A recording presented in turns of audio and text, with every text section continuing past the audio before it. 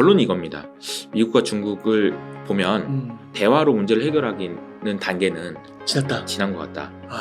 뭐 전쟁이 좀 고조되고 막 그렇게 될수록 비트코인 가격이 폭증할 거다. 뭐 이렇게도 얘기는 하시긴 하더라고요. 가능성이 있죠. 왜냐하면은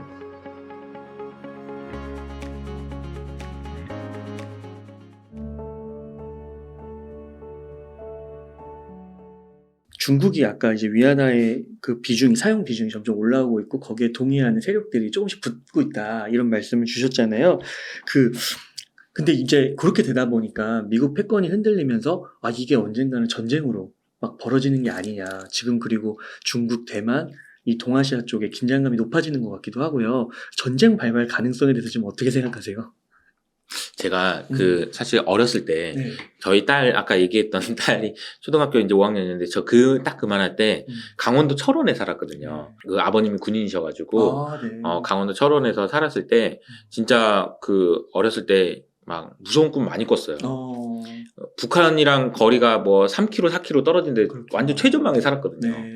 그래서 그 막 어렸을 때 그 꿈에 그런 꿈도 꿨어요. 자고 있는데 이런 북한 공산당이 저한테 우리 방에 들어와가지고 제 이렇게 하면서 옛날에 그런 거 있었거든요. 너 공산당 좋아 싫어 그러면서 싫어요 그러면은 막 입을 짝 찢고 막 도망가고 막 이런 무서운 꿈을 꾸고 막 그랬었거든요. 그리고 그때 무슨 일이 있었냐면은 그 시도 때도 없이 전쟁 난다는 얘기가 나와서 뭐 문제가 나오면은 초코파이 사러 가고 막 이런 게 일이었어요. 그리고 삐라가 진짜 많아가지고 삐라 주스러 다니기도 하고. 제가 이 얘기를 왜 드리냐면은 전쟁이라는 거는 이게 다루기가 그만큼 어렵다는 얘기예요. 그 근처에 있는 사람들이나 그 긴박함을 느끼는 사람한테는 이게 너무나도 큰 문제이기 때문에 쉽게 얘기할 수 없다라는 걸 미리 전제하고 말씀을 좀 드리면, 그리고 이런 얘기는 제가 말씀드리는 것보다 그래도 권위자의 깃대어서 얘기하는 게 좋을 것 같아서 레이 달리오가 최근에 이제 레터 쓴 거 가지고 좀 얘기를 좀 해드릴게요. 레이 달리오가 사실 이제 워낙 부자고 전 세계에서 가장 큰 헤지 펀드를 운영하고 계시고 이러다 보니까 친구들도 많은 것 같더라고요. 그래서 미국과 중국에 있는 친구들을 최근에 많이 만난 것 같습니다. 뭐 그냥 우리들이 볼 수 있는 사람 말고 좀 높이 있는 사람들을 만났겠죠. 그분들을 만나고 나서 급하게 이제 편지를 지난주에 쓰셨는데 그 편지의 내용이 결론이 이겁니다. 미국과 중국을 보면 둘이 대화로 문제를 해결하기는 단계는 지난 것 같다. 이렇게 이야기를 하시면서 무슨 이야기를 하시냐면은 전쟁이 일어나지 않는다고 가정하면 안 될 것 같다. 라고 얘기했어요. 그러니까 이것도 워딩이 정확하게 전쟁이 일어나지 않는다고 가정하면 안 된다. 여기서 말하는 전쟁은 우리가 소련과 미국이 했던 냉전이 아니고요. 열전입니다. 열전이라는 건 치고받고 싸우는 거예요. 무기가 왔다 갔다 하는 거. 그러니까 그런 전쟁이 일어나지 않는다고 가정하면 안 될 것 같다. 라는 이야기를 하실 정도로 지금 상황이 급박한가 봐요. 저도 잘 모르겠지만 그분들이 만났던 사람의 얘기를 들어보니까 이제 레이 달리오가 복잡한 심정을 가지고 쓰지 않았을까. 그래서 그 레터가 뭐 한 A4로 한 15페이지 이 정도 되는데 그걸 읽으면서 제가 느꼈던 거는 레이 달리오 이분은 틀리고 싶어서 쓰신 글인 것 같다라는 생각이 들었어요. 무슨 얘기냐면 내가 전쟁이 난다라고 얘기하면 얘네들이 잘 준비해서 그렇게 심한 전쟁은 안 일어나겠지? 라는 생각을 하시고 쓴 것 같다라는 생각이 들 정도였어요. 그만큼 둘 간의 그 치열하고 정말로 그 심각한 그런 관계까지 지금 가고 있는 것 같고요. 그러면서 이제 이 레이 달리오가 했던 표현 중에 이런 표현이 있습니다. 전쟁에도 선행지표라는 게 있다. 이 전쟁이 일어나는 것을 예측할 수 있는 선행지표라는 거죠. 그러니까 경기 침체를 예측할 때 장단기 금리차를 예측하는 것처럼. 그게 뭐냐면은 중국하고 미국을 예를 들었을 때 한국 이야기도 많이 나오고 있는 거기에 그 레터에 한국이 핵을 설치를 하고 핵 무장을 하게 되면 한국이 핵 무장을 하는 거를 중국이 보고 이거 뭐야 나도 군사비 증강해야 되겠는데 핵에 되면서 양국 간의 군사비가 증가하는 것이 전쟁의 선행지표다라고 이야기를 하시면서 한국이 어떻게 하는지를 잘 봐야 된다라고 얘기했는데 아마 기사로 많이 보셨겠지만 우리나라에도 지금 핵이라는 이야기들이 지금 많이 나오고 있죠. 핵 무장을 하네 안 하네 이건 어떻게 될지 모르겠지만 지금 이야기들이 많이 나오고 있고 이런 이야기를 지금 중국과 뭐 북한과 지역에서 매우 불편한 심기를 지금 이야기하고 있어서 이게 어떻게 될지는 모르겠습니다만 중요한 건 이런 것 같아요. 레이 달리오도 그 레터에서 아주 중요하게 여러 차례 강조했던 단어가 하나 있는데 그 단어가 뭐냐면은 18개월이라는 단어예요. 18개월이 왜 18개월이냐 보면은 지금부터 18개월 후에 미국 대선이 있습니다. 그러니까 미국 대선이 진행되는 과정에서는 민주주의 국가에서는 그 국가의 힘이 흔들릴 때가 있는데 언제냐면 선거 때예요. 왜냐하면 선거가 딱 끝나자마자는 새로운 지도자가 권력을 휘어잡으면서 다 챙기고 이때는 제일 강력하다라고 보면은 선거 구간에는요. 누가 될지 모르잖아요. 나눠져 있죠. 누구한테 붙어야 될지 모르잖아요. 그러니까 뭐 예를 들어 중국 입장에서 생각해보면 이런 거죠. 바이든하고 이야기할까? 트럼프랑 얘기할까? 이때 애매하잖아요. 이게 제일 위험할 때거든요. 그래서 앞으로 이 18개월 동안에 미국은 점점 힘을 안 그래도 어려운데 약해질 거고요. 그러다 보니까 그 중국에서는 이미 그런 얘기가 나옵니다. 바이든이랑 얘기해봐야 필요 없을 것 같은데 안 될 것 같은데 이런 얘기들이 나오는 상황이라 보니까 갈등이 좀 심화될 수 있다는 얘기가 나오는데 이걸 또 바이든이 알겠죠. 이런 상황이다 보니까 더 갈등은 좀 심화되고 중국의 레드라인을 미국이 계속 넘는 일들이 생길 수 있을 것 같고 그런 일이 반복되다 보면 야 전쟁이 진짜 일어나는 거 아니야? 라는 이야기들도 좀 나오지 않을까. 전쟁이 난다 안 난다는 아까 제가 초코파이 얘기를 하면서도 얘기했지만 그런 얘기는 함부로 하면 안 되는 것 같고요. 대신에 전쟁이 날 수도 있다라는 가능성은 그리고 전쟁에 대한 언급은 아마 하반기 때 좀 더 많이 늘어나지 않을까라는 생각이 듭니다. 아, 그렇구나.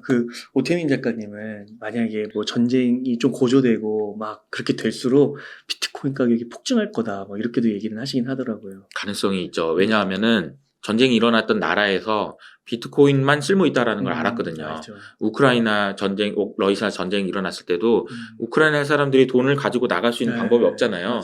비트코인만 유일하게 맞아요. 그런 역할을 했고요. 여기서 또 중요한 게 아까 비트코인 얘기하면서 미국 이야기를 했었는데 진짜 신기한 일이 SVB 은행이 터지고 나서 미국에서 일어났는데 그게 무슨 일이냐면 미국에 있는 코인베이스라는 암호화폐 거래소에서 거래되는 비트코인 가격이 다른 지역에서 거래되는 비트코인 가격보다 높아요. 높아진 거예요. 근데 이제 보통 이렇게 가격이 이렇게 높아지면 그 수많은 로봇들이 있기 때문에 이걸 바로 잡아주거든요. 아비트러지 거래가 일어나면서 왜 이게 높아? 그러면 낮아지고 계속 낮아지거든요. 한동안 유지된 겁니다. 야. SVB가 사태가 터지고 나서. 완전 몰린 이건 무슨 얘기냐면은 미국 내에서도 야 비트코인으로 가자라는 사람들이 일시적으로 많았다는 얘기예요. 그게 물론 뭐 다른 기술적인 요인들이 있었기 때문이라고 하더라도 그런 일들이 발생하고 있다라는 건 그것도 미국에서조차 이런 일이 발생했다는 거는 만약에 좀 더 혼란스러운 상황이 됐을 때 물론 무기를 만드는 회사가 좋을 수도 있어요. 그런데 그것이 아니고 뭐가 좋을까라고 생각을 해보면 아까 또 다시 이제 금하고 비트코인이 그런 역할을 할 수도 있지 않을까라는 생각이 좀 드네요. 마지막으로 그 한국 경제 지금 뭐 반도체 수출 급감하고 무역 수지 적자가 1년 넘게 지속되고 있는데 혹시 이 부분에 대해서 이런 미중 글로벌 패권 전쟁 그리고 지정학의 시대에서 좀 한국의 미래 뭐 이런 것도 좀 생각해 보신 적 있으실까요? 네. 우리가 지정학 이야기하면서 세계화가 진행됐다. 제가 자꾸 말씀드리면 45년부터 시작된 80년 동안의 세계화의 구간, 특히나 제가 뭐 영국에서 돈 받아서 이제 뭐 포스콜 만들고 했던 그 시기부터 시작해 보면 거의 한 40년 동안의 시대에서 우리나라는 전 세계에서 가장 큰 수혜를 받던 나라이죠. 세계화에서. 왜냐면 물건을 너무 잘 만드니까. 그리고 시장도 바로 옆에 있어서 중국에도 팔아도 되고. 그러네요. 너무 나도 큰 수혜를 받은 겁니다. 그런데 이게 꺾이기 시작했기 때문에 이미 우리는 굉장히 좀 어려움에 처할 수 있는데 너무나도 다행스러운 거는 2차 전지라는 새로운 앞으로 너무나도 꼭 필요한 그 2차 전지를 우리나라에서 이렇게 잘 만들게 될 줄은 누가 알았겠습니까? 제가 10년 전에 2010년도, 2011년도에도 LG화학을 탐방 가고 그랬을 때 진짜 그때 LG화학의 그 담당하시는 CFO가 정말 미안하다고 그러면서 다음 분기에는 흑자가 날 겁니다. 그래요? 아니면 1년 후에 흑자가 날 겁니다. 계속 이야기하셨거든요. 그때 투자자들이 계속 욕하면서 도대체 왜 맨날 거짓말하냐. 이번 분기는 흑자라면서. 진짜요? 그랬었어요. 와. 삼성 SDI도 마찬가지였었고요. 에코프로도 전구체 이야기가 나오잖아요. 제가 2016년 이때 탐방 갔을 때 보면은 그때부터도 전구체 이야기를 하시면서 그때 정말로 돈이 없어가지고 너무 힘드셨을 때가 있었거든요. 에코프로가 돈이 없어서 소름 돋았어. 돈이 너무 없어가지고 제발 어디서 차입을 해가지고 투자 공장을 늘리고 싶은데 돈이 없는 거예요. 와. 그래서 지분을 맡기고 우여곡절 끝에 뭐 유상증자하고 막 회사 분할하고 그런 일들을 겪으면서 지금 2차 전지를 우리나라에서 전 세계에서 제일 잘 만드는 나라가 된 거예요. 야. 2010년부터 그런 일들을 그 투자자들이 그 욕을 먹어가면서 그 기업가 정신인 거죠. 어떻게 보면 먼 미래를 보고 10년, 20년 후에 어차피 전기차 시대가 된다라는 것을 그 미래를 보고 그때부터 2차 전지를 만들기 위해서 정말 노력을 많이 한 거예요. 근데 이것이 지금 우리나라의 향후에 먹거리가 될 수 있을 거게 됐다라는 게 이게 너무나도 다행스러운 아닌가요? 만약에 2차 전지가 없으면 어떻게 됐을까요? 이게 꼬락꼬라지는 구간에서 우리는 어떻게 해보지도 못하고 당했을 거예요. 근데 그게 아니어서 너무 다행이고요. 또 하나 반도체를 놓고 보면 이 반도체도 잘 생각해 보면 삼성전자를요. 올해 이제 외국인이 우리나라 코스피를 9.1조 샀거든요. 많이 샀죠. 근데 이 중에서 삼성전자를 얼마 샀냐면은 거의 8조 가까이 샀습니다. 그러니까 거의 80%에 육박하는 수준을 삼성전자만 샀어요. 80%, 90%를. 그럼 반도체가 좋아져서 그런 거 아니야? 그렇다고 보기엔 좀 애매한 게 하이닉스는 오히려 하나도 안 샀어요. 그러면은 외국인들은 무슨 생각으로 삼성전자를 사지? 특히나 3월달 이후로 많이 샀거든요. 그러니까 제가 보기에는 그러니까 이거는 약간의 뇌피셜이 들어가 있긴 하지만 미국에서 삼성전자를 TSMC의 역할을 일부 대체해 줄 수 있는 나라로 생각한 그 기업으로 생각한 거 아닌가. 그리고 삼성전자가 잘해줘야 된다라는 의미이기도 하고요. 비트코인 달러의 지정학 이렇게 얘기했잖아요. 그러니까 지정학적인 관점에서 비트코인 중요하다는 얘기를 오태민 작가님 해주신 거라면 사실 보면은 반도체도 지정학적 관점에서 너무 중요합니다. 그 TSMC 공장 폭파시킬 거라고 막 그러잖아요. 그러니까요. 중국이 자꾸 너무... 지정학적인 관점에서 이 중국에서 이야기하는 돌연선이라는 개념이 있거든요. 돌연선이라는 개념이 이렇게 해서 요거 대만까지 우리가 먹으면 TSMC 우리 거 이런 선이 있어요. 그 선을 밀어붙이려고 지금 계속 싸움을 하고 있는 건데 이런 관점에서 보면 TSMC 그리고 삼성전자는 지정학적인 관점에서 너무 중요한 반도체를 만드는 회사라는 거죠. 너무 흥미로운데요. 사실 보면은 이제 우리나라의 입지가 지정학적으로 굉장히 좀 불리하긴 하나 전 세계 7위의 경제 대국이고요.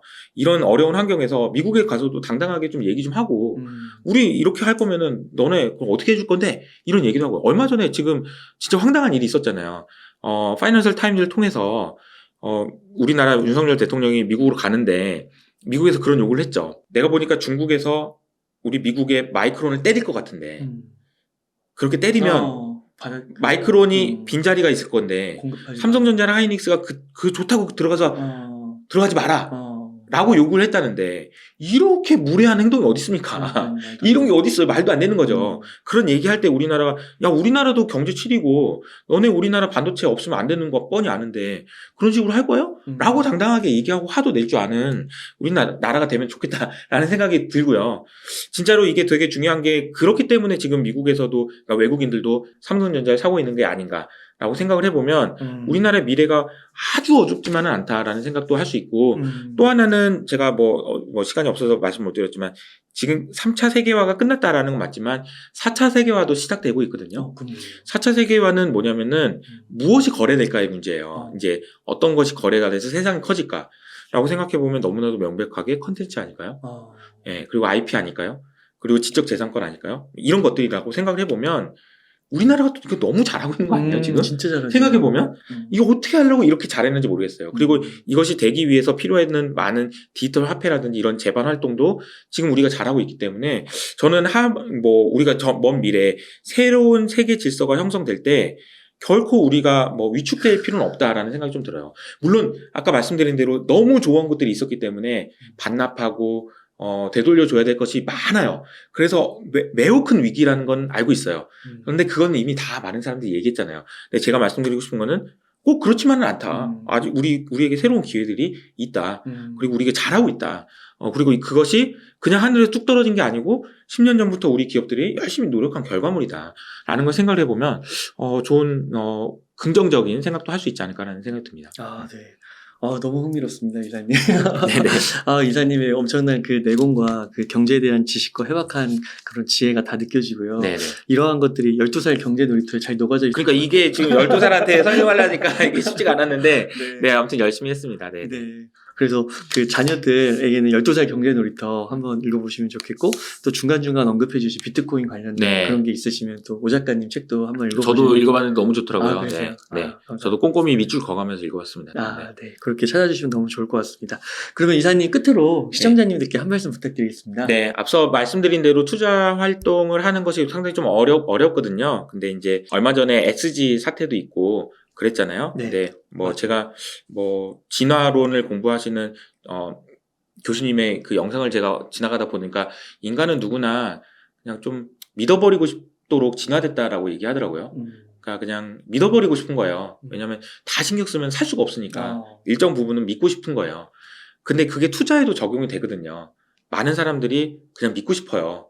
저 사람이 말한 걸 그냥 믿어버리고 싶고 차라리 그냥 내가 신경 안 쓰고 내가 책임 안 지고 저 사람 믿어버리고 싶은 게 인지상정이에요. 맞아요. 그렇게 인간은 진화됐다고 하더라고요. 그러니까 저도 보면은 그래요. 저도 누구 말을 믿고 싶고 그 사람에 따라가고 싶고 해요. 그런데 그렇게 하는 거는 좋은 투자 방법이 아니라는 거 여러분 잘 아실 것 같고요.